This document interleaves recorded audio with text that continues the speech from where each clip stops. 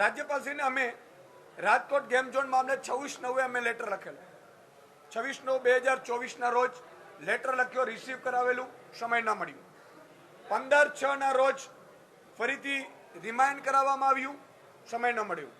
25/7/2024 રોજ ફરીથી રિમાઇન્ડ કરવામાં આવ્યું, સમય ના મળ્યો. 15/7/2025 રોજ પબ્લિક ઇસ્યુ વિવિધ મુદ્દાઓ હતા રાજ્ય સરકારને સ્પર્શતા, અમે ફરીથી લેટર લખ્યો, સમય ના મળ્યો. અને 7/7 ચેતરભાઈ વસાવાએ ફરીથી લેટર લખ્યો છે, સમય ન મળ્યો. તમે જો આ બધા લેટરો પણ અમારી સાથે છે.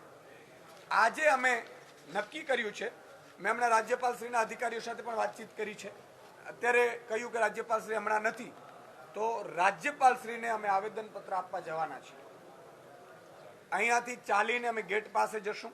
એમના કોઈ પ્રતિનિધિ તો આવીને લઈ જાય, પણ ગુજરાતની જનતાનો મુદ્દો હશે એમાં આમ આદમી પાર્ટી ક્યાંય કોઈ કચાશ છોડવાની નથી. એમાં ખાસ કરીને ખેડૂતો, વંચિતો, ગરીબો, શોષિતો, નાના ઉદ્યોગો, પશુપાલકોના મુદ્દે આમ આદમી પાર્ટી લડી લેવાના મૂડમાં છે. જે કરવું પડે અમે કરીશું, પ્રજા માટે, અમે હિત માટે કરીશું. એટલે રાજ્યપાલશ્રીને પણ અમે અહીંયાથી આવેદનપત્ર આપવા જઈશું.